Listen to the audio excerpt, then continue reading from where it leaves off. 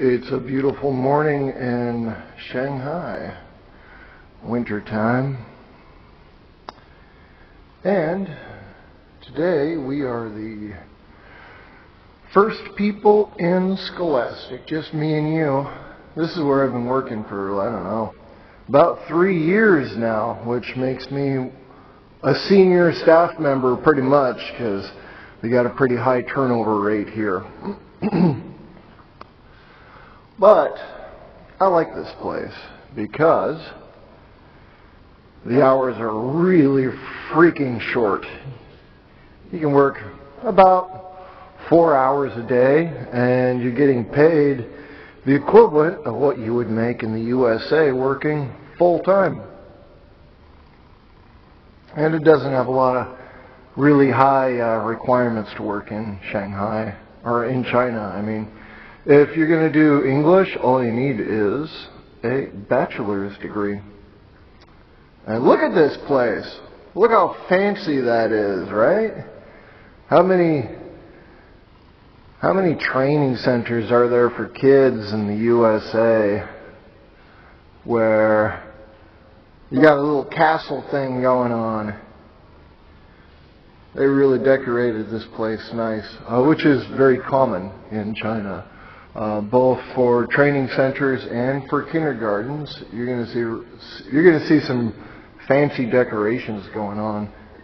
This is a little quiet room where our staff can meet with parents to sign a contract or show some of our materials, do a little bit of salesmanship. But check that out, man. It's like a vaulted ceiling. They go straight up, actually.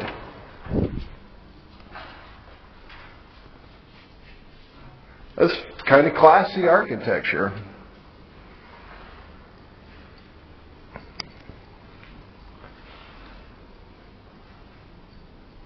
This is our library, not unlike a small school library. Just one of the selling points, you can grab a few books every week and take them home to read. Read every day for a better life. That's the motto here at Scholastic. Going down this hallway, this goes into our classrooms.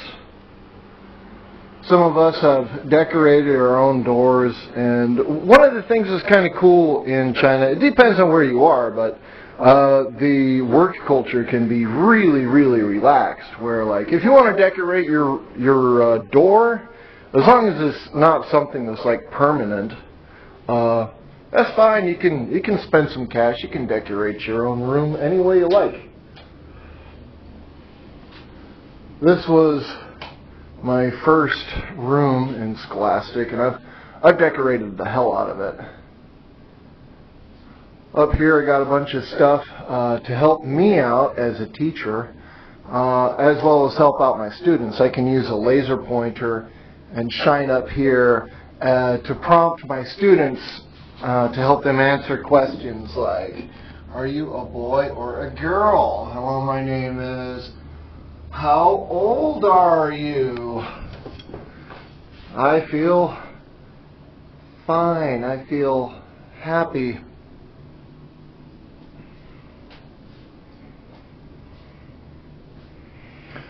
Felt on the walls is kind of cool because that allows you to use Velcro. You could just put Velcro strips and move stuff around anywhere you want. I printed out the alphabet and put that up here. Once again, I can use my laser pointer. We got graphics all along the wall, and some of this stuff is real. This is a real plastic spoon up here that I can shine my light on, or I can point at it and say, I eat ice cream with a... And then the students finish my sentence with a spoon. Educational technology is in all the classrooms in China. Anywhere you go, you can expect to see a projector and a smartboard. And a major selling point for just about any program is, oh, we have interactive lessons that we put up here. I don't know how interactive it really is. I mean, it asks a question and you go boop to give the answer.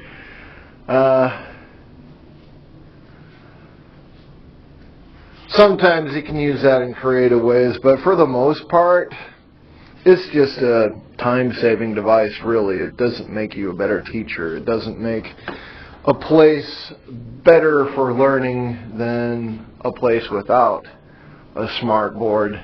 In fact, some teachers rely on the smartboards too much, which is a problem, because then you get really shitty teachers that come in with no preparation, no thoughtfulness. They never have games for the kids. And so one thing that I really try and push people to do is teach off of the board. Go off the board as much as you can. Here's my dirty bunnies. I put magnets in the bunny, and then I got this little microfiber dress. Put those together, and then you can clean up your boards.